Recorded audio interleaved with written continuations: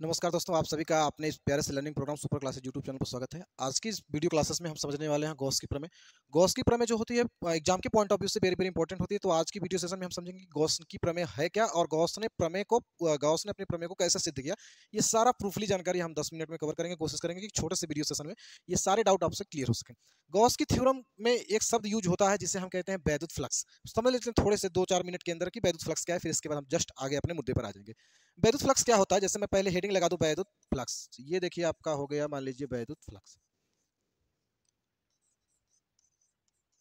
वैद्युत फ्लक्स वैद्युत फ्लक्स क्या होता है कि किसी भी पृष्ठ के तल के लंबवत गुजरने वाले संपूर्ण वैद्युत बल रेखाओं की जो संख्या होती है, उन संख्या को हम कहते हैं वैद्युत फ्लक्स। मतलब ये हुआ कि ये कोई मेरे पास सरफेस है, इस सरफेस के परपेंडिकुलर जितनी भी इलेक्ट्रिक फोर्स लाइन वैद्युत बल रेखाएं निकलेंगी, हम उनको काउंट करेंगे, जितनी भी संख्या में मिलेंगी उन सभी को बुला के बोल देंगे वैद्युत फ्लक्स। अर्थात किसी भी तल के लंबवत गुजरने वाले संपूर्ण वैद्युत बल रेखाओं की संख्या को हम लोग क्या कहते हैं, वैद्युत फ्लक्स। ऐसा पहले के जमाने में इसकी परिभाषा बनाई गई थी और ऐसा इसके फार्मूले को निकालने का एक तरीका बताया गया था। और वैद्युत फ्लक्स को बच्चों हम लोग किससे प्रदर्शित करते हैं, फाई सफिक्स इस। और किसी छोटे से अवयव से जब यह वैद्युत फ्लक्स गुजरता है तो छोटा वैद्युत फ्लक्स को दर्शाने के लिए डी फाई ई कहते हैं। और इसका जो फार्मूला होता है, इसके पहले बताया गया था E vector dot product D vector, या इसको और थोड़ा सा एक्सपेंड करके बताया गया था ई इंटू डी ए और इनके बीच के कोण की कोज्या। ठीक है, E into D A cos theta, वैद्युत फ्लक्स का ये फार्मूला था।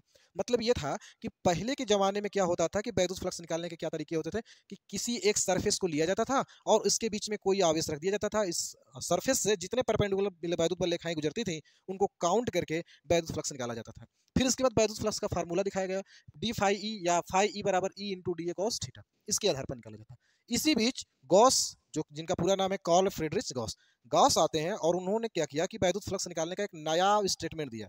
ये जो नायाब स्टेटमेंट था, ये स्टेटमेंट चूंकि तथ्यों के आधार पर था, फैक्ट के आधार पर था, प्रमाण के आधार पर था, इसलिए यह स्टेटमेंट आगे चल के प्रमेय में बदल गया, जिसे हम गॉस की प्रमेय कहते हैं, जो कि आज हम लोग वही सब पढ़ेंगे। वो बात उसने क्या बताई थी, थोड़ा सा मैं इसको मिटा दूं तो उसको इसके बारे में हम लोग चर्चा करेंगे। गॉस ने ये बता दिया कि किसी भी बंद पृष्ठ से घिरे कुल आवेश का मान आप मुझे बता दीजिए, मैं ये बता दूंगा कि उससे कितना बद्ध वैद्युत फ्लक्स होगा। अर्थात किसी बंद पृष्ठ से कुल आवेश का मान बता दीजिए, मैं उस पृष्ठ से निकलने वाले वैद्युत फ्लक्स की गणना कर लूंगा। ऐसा उसने फार्मूला बताया। ठीक है, वो फार्मूला क्या बताया कि गॉस ने अपने स्टेटमेंट में कहा कि किसी बंद पृष्ठ से गुजरने वाला वैद्युत फ्लक्स उस पृष्ठ पर घिरे कुल आवेश का 1/ε0 गुना होता है। ठीक है, इसको अगर बोर्ड पर अगर आपको लिखना है तो मैं यहाँ पर पहले लिख दिया हूँ, उसको समझ लेते हैं। यहाँ पर मैंने गॉस की प्रमेय हेडिंग बनाई है, ये देखिए आपकी गॉस की प्रमेय है। गॉस की प्रमेय में आपको लिखना क्या होगा, गॉस की प्रमेय के अनुसार किसी बंद पृष्ठ से गुजरने वाला वैद्युत फ्लक्स उस पृष्ठ से घिरे कुल आवेश का 1/ε0 गुना होता है। इस किसने बात बताई थी बच्चों, गॉस ने। उनका पूरा नाम क्या है, कार्ल फ्रीडरिच गॉस। एक बार फिर समझते हैं क्या बताया था, किसी भी बंद पृष्ठ से गुजरने वाला वैद्युत फ्लक्स उस पृष्ठ से घिरे कुल आवेश का 1/ε0 गुना होता है। मतलब ये हुआ कि जैसे अगर मेरे पास किसी भी शेप का, किसी भी मान लीजिए कि एक कोई पृष्ठ है, किसी भी आकृति का है, शेप का है, इससे अगर मैं बता दूं कि क्यू आवेश इसके अंदर है, तो क्यू आवेश से चारों ओर वैद्युत बल रेखाएं गुजरेंगी। अर्थात वैद्युत बल रेखाओं की संख्या को ही हम लोग क्या कहते हैं, वैद्युत फ्लक्स कहते हैं। अगर मैं मान लूं कि इससे निकलने वाला कुल वैद्युत फ्लक्स कितना है, फाई सफिक्स ई, तो गॉस ने यह बता दिया कि भैया जो इसमें इससे निकलने वाली वैद्युत फ्लक्स जो होगा वह इससे घिरे कुल आवेश का 1/ε0 गुना होगा। इसके बाद उसने ये फार्मूला आपको बता दिया, फाई सफिक्स ई बराबर Q/ε0। अपसाइलन नॉट क्या होता है, निर्वात की विद्युतशीलता होती है जिसका मान 8.85 गुणे 10⁻12 न्यूटन मीटर स्क्वायर प्रति कूलम का स्क्वायर, ये उसका मात्रक होता है। ये सब बात किसने बताई थी, गॉस ने। किसी बंद पृष्ठ से गुजरने वाला कुल वैद्युत फ्लक्स उस पृष्ठ से घिरे एक कुल आवेश का 1/ε0 गुना होता है। फिर बहुत सारे वैज्ञानिकों के सामने ये तर्क रखा गया कि ये सारी बातें कैसे आप बता पा रहे हैं। ठीक है, तो अगला जो हमारा स्टेप होगा कि गॉस ने अपनी प्रमेय को सिद्ध कैसे किया, और आप भी कैसे सिद्ध करेंगे, क्योंकि एग्जाम में ऐसे पूछा जाता है कि गॉस की प्रमेय का निगमन कीजिए या गॉस की प्रमेय की उपपत्ति का प्रमाण दीजिए। ठीक है, अगले स्टेप में गॉस ने अपने क्या बताया कि गॉस ने अपनी प्रमेय का उपपत्ति बताया, प्रमाण कैसे बताया, उस सारी चीजों को पूछेंगे, समझेंगे हम लोग। जैसे प्रश्न एग्जाम में पूछा भी जाता है कि गॉस की प्रमेय की उपपत्ति का प्रमाण दीजिए। ठीक है, इसके लिए गॉस ने क्या किया कि एक शेप ले लिया, जैसे मैं यहाँ पर एक शेप ले रहा हूँ, ये देखिए, ये एक शेप मैंने ले लिया। ये देखिए, ये शेप मैं कुछ यहाँ पर रख दे रहा हूँ। इस शेप ये मैं कोई शेप ले लिया। ठीक है, ये हमने मान लिया कि स्फेरिकल शेप है। अगर स्फेरिकल शेप है तो इसका ये हमने मान लिया क्या हो जाएगा, ये यहाँ पर उसका क्या हो जाएगा, सेंटर। ठीक है, इस सेंटर पर मैं कोई एक क्या कर दे रहा हूँ कि पॉजिटिव चार्ज रख दे रहा हूँ। एक पॉजिटिव चार्ज रख दिया, एक मैं धन आवेश रख दिया, इससे बद्ध बहुत सारे वैद्युत फ्लक्स गुजरेंगे, चारों ओर निकलेंगे। तो इससे बद्ध वैद्युत फ्लक्स कितना होगा, गॉस ने तो बता दिया है कि इससे बद्ध वैद्युत फ्लक्स का मान जो होगा फाई ई का मान क्यू बटे एप्सिलॉन नॉट के इक्वल होगा। लेकिन गॉस ने इसको कैसे प्रूफ किया, इसके लिए सबसे पहले आपको क्या करना होगा कि इसके पृष्ठ पर कोई एक छोटा सा अवयव ले लीजिए जिससे गुजरने वाले वैद्युत फ्लक्स का मान निकाल लीजिए, फिर उसको क्या करिएगा आप इंटीग्रेशन के माध्यम से एक्सपेंड कर देंगे, पूरे स्फेरिकल पर आ जाएगा। हम अब जैसे मान लीजिए कि इसका ये मान लीजिए कि ये हमने डॉट डॉट एक सेकेंड ये बच्चों में डॉट डॉट लाइन से ये देखिए मैं आपको एक इसका रेडियस खींच दे रहा हूँ, और यहाँ पर मैं इसके छोटे से अवयव सूक्ष्म अवयव, ये सूक्ष्म अवयव एक यहाँ से छोटे से अवयव ए और इसको हम कह दे रहे हैं क्या, बी। सूक्ष्म अवयव छोटे से अवयव ए बी की हमने क्या किया, कल्पना कर लिया, इस शेप के ऊपर एक छोटे से अवयव ए बी, और इसको हमने क्या किया, सेंटर से मिला दिया, इसको सेंटर से मिला दिया, और इसको मैं थोड़ा सा कलर कर दे रहा हूं ताकि आप समझ सकें। ये अब चूंकि यहाँ पर एक आवेश रखा गया है, तो बिंदु आवेश के कारण यहाँ पर इस पॉइंट पर इस अल्पांश डीए पर एक वैद्युत क्षेत्र की तीव्रता भी उत्पन्न होगी, और इस यह चूंकि एक छोटा सा मैंने क्या किया, क्षेत्रफल सदिश लिया है, तो इस क्षेत्रफल सदिश की कुछ डायरेक्शन भी होगी। हमने मान लिया कि इस पॉइंट पर वैद्युत क्षेत्र की तीव्रता जो है इसकी डायरेक्शन किधर है, इधर है, और यहाँ पर क्षेत्रफल सदिश की दिशा जो होगी वो जो कि यहाँ पर है। ठीक है, इनके बीच का जो एंगल है वो मान लेता हूं मैं कितना है, थीटा है। हमने मान लिया कि वैद्युत क्षेत्र की तीव्रता की दिशा इधर है और डीए के क्षेत्रफल सूक्ष्म अवयव डीए की दिशा जो है इधर, इनके बीच का एंगल कितना है, थीटा है। अब हम क्या करते हैं, सबसे पहले कि इस सूक्ष्म अवयव से निकलने वाले वैद्युत फ्लक्स की गणना करेंगे। इसके लिए सबसे पहले बिंदु आवेश के कारण, आपने पढ़ा होगा इसके पिछले वाले चैप्टर में कि बिंदु आवेश के कारण इस बिंदु पर उत्पन्न वैद्युत क्षेत्र की तीव्रता क्या होती है। तो मैं आपको यहाँ पर लिख के दिखा देता हूँ। बिंदु आवेश के कारण, बिंदु आवेश के कारण बिंदु आवेश के कारण उत्पन्न वैद्युत क्षेत्र की तीव्रता क्या फार्मूला होता है बच्चों, E बराबर 1/4 पाई एप्सिलॉन नॉट Q बटे R का स्क्वायर। ये आपको, इसको मैंने इक्वेशन नंबर 1 बना लिया। इस बिंदु पर उत्पन्न वैद्युत क्षेत्र की तीव्रता, इलेक्ट्रिक जो फील्ड की इंटेंसिटी है उसका मान कितना होता है, E बराबर 1/4 पाई एप्सिलॉन 0 Q बटे R का स्क्वायर। ठीक है, और इस लघु चाप द्वारा इस ठोस के केंद्र पर बना जो यह कोण होगा, इस कोण का नाम होगा बच्चों घन कोण, और इसको हम लोग लिखते हैं डी ओमेगा से। और डी ओमेगा यानी कि डीए के कारण, यहां लिख दे रहा हूं मैं किसके कारण, क्षेत्रफल सदिश डीए के कारण ओ पर बना घन कोण, डी ओमेगा बराबर बच्चों होता है क्या, डी ए कॉस थीटा अपान में होता है आपका आर का स्क्वायर। ठीक है, इस छोटे से अवयव के कारण इस पॉइंट सेंटर पर बनने वाला जो घन कोण होगा उसका मान डी ओमेगा होता है, इसका मान D A cos theta upon R square के बराबर होता है। ठीक है, अब हम क्या करते हैं कि इस सूक्ष्म अवयव डी ए से बद्ध वैद्युत फ्लक्स निकालेंगे और उसको क्या करेंगे, इंटीग्रेशन के माध्यम से पूरे पृष्ठ पर फैला देंगे। तो यहां पर मैं लिख दे रहा हूं क्या कि डीए से बद्ध वैद्युत फ्लक्स, डीए से बद्ध वैद्युत, इसके बाद ये आपका हो गया फ्लक्स। डीए से बद्ध वैद्युत फ्लक्स का मान लीजिए सूक्ष्म अवयव से वैद्युत फ्लक्स होगा, तो छोटा वैद्युत फ्लक्स होगा, तो इसको हम लोग लिख रहे हैं डी फाई ई। और इसका फार्मूला अभी शुरू में हमने बताया था, E vector dot product D A vector होता है, और इसका मान किसके बराबर होता है, E D A into cos theta. ये हमने पढ़ा है। ये हमने क्या समझा है कि डी फाई ई बराबर E D A cos theta होता है। शुरू में मैंने वैद्युत फ्लक्स के बारे में बताया था, ये पहले के तरीका था वैद्युत फ्लक्स ज्ञात करने का। तो गॉस ने इसी के सेंस में क्या दूसरी बात बताया कि फाई ई का मान क्यू बटे एप्सिलॉन 0 के बराबर होता है। इसी फार्मूले से हम लोग इसका क्या करेंगे, निगमन करेंगे। अब चूंकि ई का मान हमने क्या निकाला है, 1/4 पाई एप्सिलॉन 0 क्यू बटे आर स्क्वायर निकाला है, तो ई का मान समीकरण 1 से निकालकर यहाँ पर हम लोग रख देंगे। तो यहाँ पर मैं लिख दूंगा समीकरण नंबर 1 से, क्या लिखूंगा मेरे भाई, समीकरण नंबर 1 से।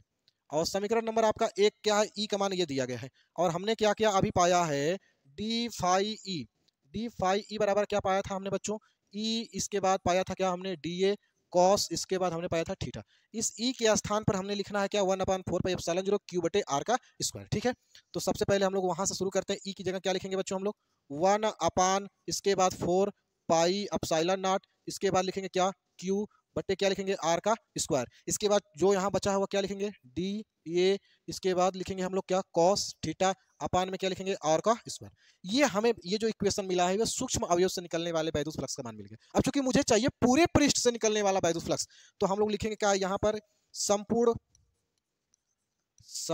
पृष्ठ से, संपूर्ण पृष्ठ के लिए, संपूर्ण पृष्ठ के लिए जब कभी बात की जाएगी तो लिख देंगे आप दोनों पक्षों का समाकलन करने पर, दोनों पक्षों का क्या करेंगे मेरे भाई, समाकलन, दोनों पक्षों का समाकलन इसके बाद करने पर, जब हम दोनों पक्षों का समाकलन करेंगे तो ये देखिए आपका क्या था, d इसके बाद फाई सफिक्स ई, ठीक है। इसके बाद आपका क्या था, ये आपका था 1/4 पाई एप्सिलॉन नॉट q बटे r का square d a into cos theta, ये आपका था सारी बात।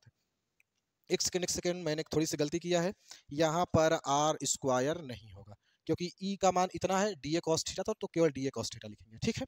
अब हम दोनों का यहाँ पर इंटीग्रेशन का साइन अप्लाई करते हैं, ये देखिए इंटीग्रेशन का साइन हो गया।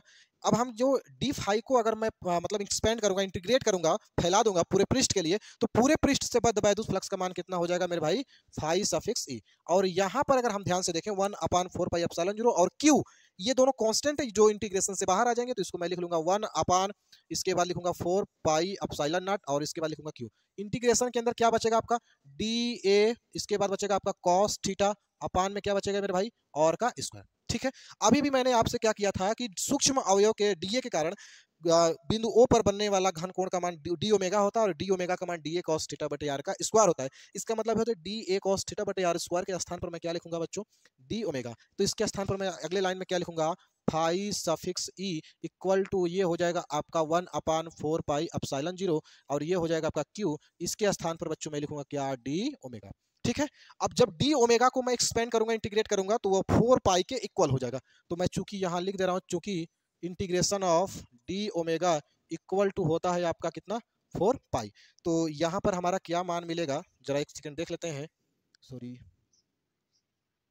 ये हो जाएगा आपका क्या, phi suffix E equal to क्या हो जाएगा आपका 1/4 पाई एप्सिलॉन 0, इसके बाद क्यू था और गुणे, जब डी ओमेगा का इंटीग्रेशन करेंगे तो कितना मिल जाएगा आपको 4, इसके बाद क्या मिल जाएगा पाई, 4 पाई से 4 पाई आप क्या कर दीजिएगा, कैंसिल। अब आपका एटलीस्ट लास्ट में आपको क्या मिल जाएगा, क्यू अपान में क्या मिल जाएगा, एप्सिलॉन नॉट।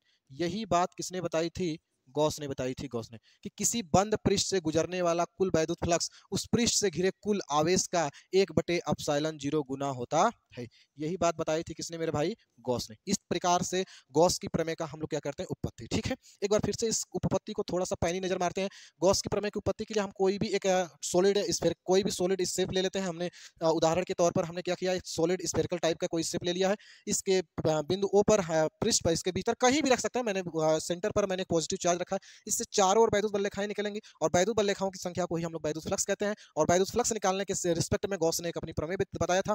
तो उसके लिए मैंने क्या किया, इस शेप के छोटे से अवयव डी ए बी की हमने कल्पना किया है। इस ए बी के जो क्षेत्रफल सदिश है उसको हमने डी ए मान लिया है, ठीक है। और इस पर जो है, इस बिंदु पर इस क्यू के कारण इस जो वैद्युत क्षेत्र की तीव्रता आएगी उसको हमने क्या मान लिया, ई। इस तरीके से हमने बिंदु आवेश के कारण उत्पन्न वैद्युत क्षेत्र की तीव्रता ई का मान हम लोग पिछले चैप्टर में निकाले थे कि ई का मान होता है 1/4 पाई एप्सिलॉन 0 क्यू बटे आर का स्क्वायर। इसको हमने क्वेश्चन नंबर 1 बना लिया है। अब चूंकि लघु चाप के द्वारा किसी ठोस के भीतर केंद्र पर बने कोण को हम लोग क्या बोलते हैं, घन कोण, और घन कोण का सूत्र होता है डी ए cos थीटा बटे आर स्क्वायर, जो कि हमने पहले से बना के लिख लिया, क्योंकि मुझे पहले से पता था कि इसमें घन कोण का कहीं न कहीं मुझे यूज करना होगा। अब हम क्या करेंगे कि सूक्ष्म अवयव डी ए से बद्ध वैद्युत फ्लक्स का मान निकाल लेंगे और उसको इंटीग्रेशन के माध्यम से क्या कर देंगे, चारों पूरे पृष्ठ पर फैला देंगे। इसलिए मैंने लिखा है डी ए से बद्ध वैद्युत फ्लक्स डी फाई ई बराबर, सूत्र होता है vector D A dot product D A E vector dot product D A vector. तो इसका फार्मूला होता है E D A cos theta, और समीकरण 1 से हमने क्या किया, ई का मान निकाल के यहाँ पर रख दिया है। तो डी फाई ई बराबर 1/4 पाई एप्सिलॉन 0 क्यू बटे आर स्क्वायर और डी ए cos थीटा, तो डी ए cos थीटा हमने लिख दिया। अब संपूर्ण पृष्ठ के लिए दोनों पक्षों का हमको क्या करना होगा, समाकलन। दोनों पक्षों का हमने देखिए समाकलन कर दिया है। डी फाई के ई का समाकलन होगा तो फाई ई होगा 1/4 पाई एप्सिलॉन 0 क्यू, समाकलन से बाहर हो जाएंगे, अंदर क्या बचेगा, डी ए cos थीटा, और नीचे का क्या बचेगा, आर का square. D A cos theta बटे आर स्क्वायर चूंकि किसके बराबर होता है, डी ओमेगा का, तो डी ए cos थीटा बटे डी आर स्क्वायर को हमने किसके बराबर लिख दिया है, डी ओमेगा। डी ओमेगा का चूंकि इंटीग्रेशन बच्चों कितना होता है, 4 पाई के, तो मैंने इसके स्थान पर लिख दिया 4 पाई, नीचे 4 पाई, तो ऊपर 4 पाई, तो नीचे ऊपर दोनों कट गए, ऊपर क्यू बचा, नीचे एप्सिलॉन 0 बचा, तो हमने लिख दिया फाई ई बराबर क्यू बटे एप्सिलॉन 0। यही बात बताया था किसने, गॉस ने, और इस प्रकार गॉस की प्रमेय क्या होती है, सिद्ध होती है। ठीक है, और मुझे उम्मीद है कि सारी बातें आप समझ में आ गई होगी। एक बार फिर से हम लोग पूरी बात को समझ लेते हैं। गॉस ने क्या बताया था, किसी बंद पृष्ठ से गुजरने वाला कुल वैद्युत फ्लक्स उस पृष्ठ से घिरे कुल आवेश का 1/ε0 गुना होता है। इस प्रकार आप लिखेंगे। अगर कहीं गलती से आपसे पूछ ले कि गॉस की प्रमेय की उत्पत्ति बताइए, तो कुछ इसी प्रकार का आप कॉन्सेप्ट यूज करेंगे आप कॉपी पर, तो आपको पूरा अच्छा नंबर मिल जाएगा। आई होप कि जो मैंने समझाने की कोशिश की आपने ठीक समझा होगा। ठीक, मिलते हैं किसी नेक्स्ट वीडियो में, तब तक के लिए धन्यवाद। जय हिंद, जय भारत।